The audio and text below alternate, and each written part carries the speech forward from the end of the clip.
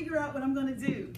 So I changed my major from chemistry to psychology, and I realized that I just had a natural love of people. I did not meet a stranger. I just loved people. And one of the things that I loved about people is that people were so diverse, and they brought so many different things to the table. So one of the first things that I would tell you guys if you're taking notes is to make sure that you know yourself. So there's 16 personality types, and whether you're an extrovert or an introvert, it doesn't matter. Extrovert just means that you source your energy externally, and an introvert means that you source your energy internally. All the fireworks are going on inside of you, and with extroverted people, they get their energy from being around other people. So it's just a matter of how you source your energy. So whether you're an ENFP or whether you're an INTP, find out exactly who you are, because that's going to help you really understand what are the natural strengths that you bring to the table. What are the natural weaknesses that you bring to the table? And a lot of times we focus so much on our weaknesses that we lose sight of exactly what are the great strengths that we bring to the table.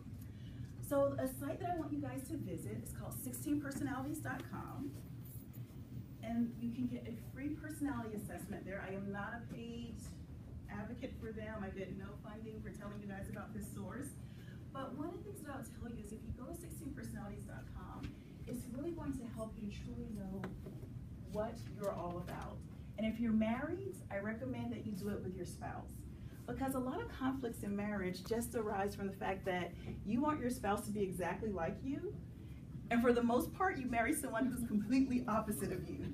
And so you try to fix that person to fit inside your dimension and fit inside how you want them to be, and then you're like, wait a minute, I want you to do it this way. And they're like, no, I do it this way. So you have to really understand, what are their natural strengths they bring to the table, and what are their natural weaknesses. So what I do with my clients after I get to really know who they are and understand their personality type is that I say, do you want to be a spectator or do you want to get inside the arena? So I want to tell you a bit about what it means to be a spectator and what it means to have the courage to step inside the arena. So Sandy, my dear Sandy, who I just adore, I love, this lady is going so far in so many places. Y'all better get to know Sandy because you're going to remember her name. Remember her name. Sandy is inside the arena. Sandy had the courage to put this conference on, to take it from a dream to a reality. When you go to a basketball game, when you go to a football game, when you go to any type of concert, the people who have the courage to get inside the arena are the people who put in the work ethic, the people who do the hard practice, the people who have the courage to say, you know what? I don't care if you criticize me.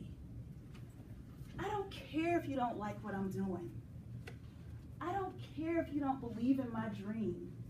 Because you know what? You didn't place this dream inside of me.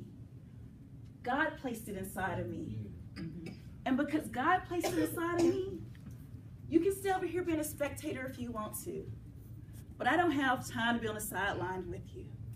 Now I'm stepping inside this arena. And if you want to come with me, you come on. But you're going to stay over there criticizing me and talking about others by yourself. And unfortunately, that's what most people do. Most people stay as a spectator their entire life. Most people don't have the courage to get inside the arena. All of you here today get to congratulate yourselves. You had the opportunity not to invest in yourself. You had the opportunity to say, it's just too far to drive from Augusta to Atlanta. It's too far, it's too much to get in a car in Miami and take that long drive. No, I don't want to be bothered this weekend. I had a rough week. I just want to sit home and just relax and watch reality TV. But you guys decided to say, you know what? I have the courage today to get inside the arena, to learn from these dynamic speakers, and to take these principles and to go and share them back with other women and men who I know need to join me. Because see, here's the thing, guys. You just can't be stingy with this information. You can't sit here and say, you know, I'm just gonna keep it for myself. You gotta go back and you gotta take the hands of that brother, of that sister, who you know that you also need to bring in the arena with you, who just needs someone to help them, give them inspiration to join you. So here's what I would say.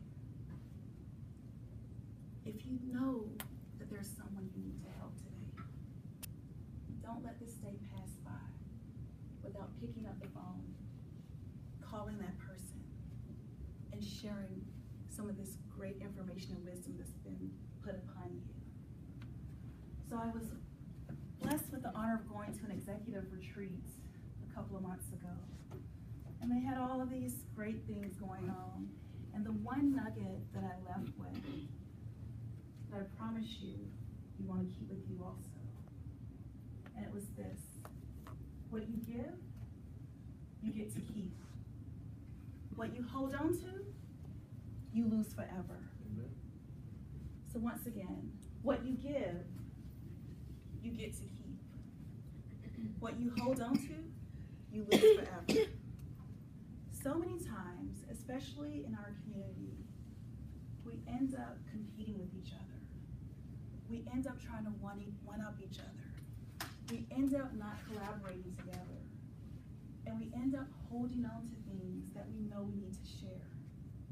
So if you know that you're a great marketer, you're a great speechwriter, you're a great producer, a great detective, if you know you bring these skills to the table, and you know someone else needs a hand up, don't be selfish with it. Because all of us on this journey have had to take steps to get here, and have had people to help us out along the way. So when I think about all of you here in the room today, all of us are really trying to do our best. And we're either an employee, we're a small business owner, or we're an aspiring small business owner. And one of the things that really just breaks my heart with a lot of my clients is that they have not mastered the concept of pie. How many of you have heard the concept of pie? Raise your hand. Okay, so about 3 or 4 people. Okay, so the concept of pie, the P stands for performance, the I stands for image, and the E stands for exposure. So if you think about most small business owners and employees, a lot of us are really good with the performance part. We're good worker bees. We want to make sure that we do a great job. But the one thing that we're not good with is really mastering the concept of image and exposure. So when I was speaking with the 200 business owners in Tennessee, I had all these great business owners in there who are looking to grow their business, but many of them had a local mindset. And it's fine if you want a local mindset, but don't get mad if you only stay local with your business. Now, if God has called you to go national and called you to go global, you got to surround yourself with people who can take you there.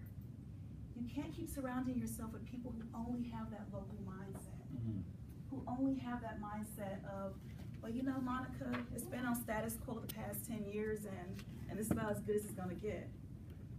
Well, it's only gonna get as good as it's only gonna be as good as you want it to be. So I'm going to speak in New Delhi, India in May. And I've had on my vision board for the past 5 years that I'm going to be a global speaker. And I said, God, I don't know how it's gonna happen, but I trust you.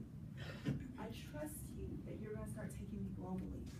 And not behind a Fortune 500 company's name, because yes, I get to do a lot of global travel with a Fortune 500 company, but I want it to be behind Monica Motivates.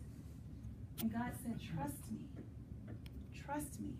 I've implanted the vision. He's implanted the vision in each of you. He's implanted the dream in each of you. And all he's asking for is for you to trust.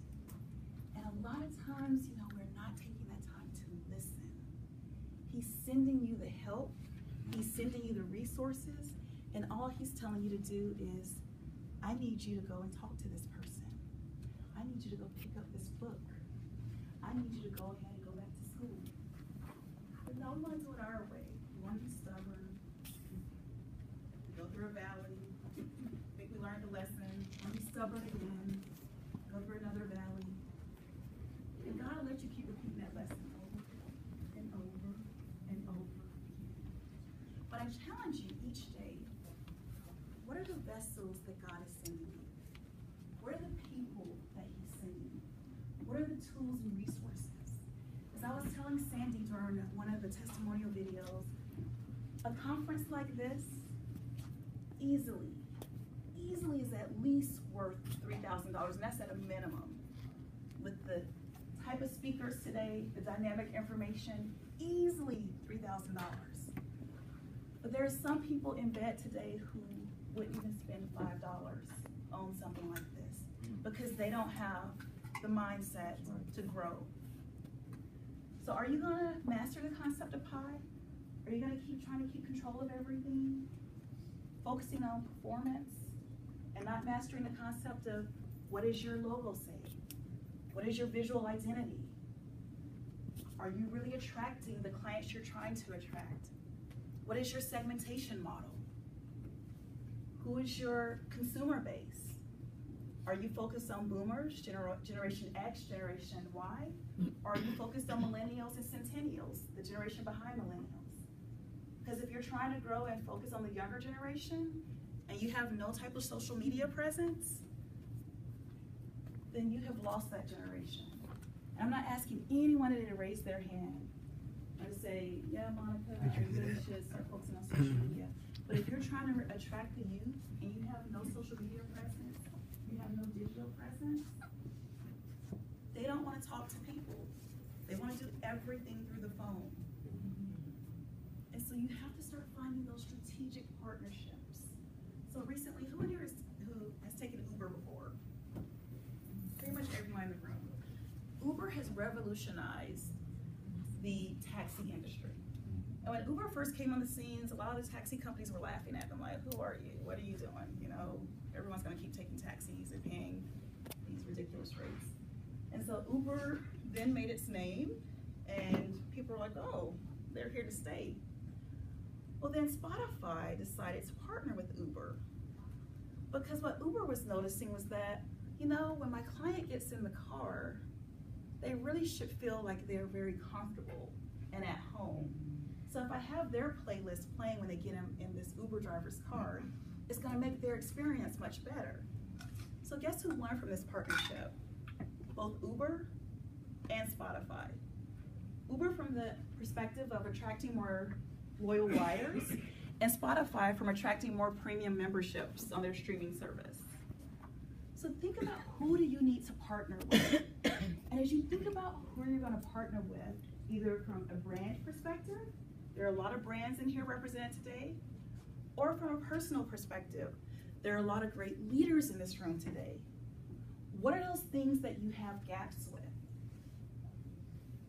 If you have not done a strategic business plan, it's time that you do one.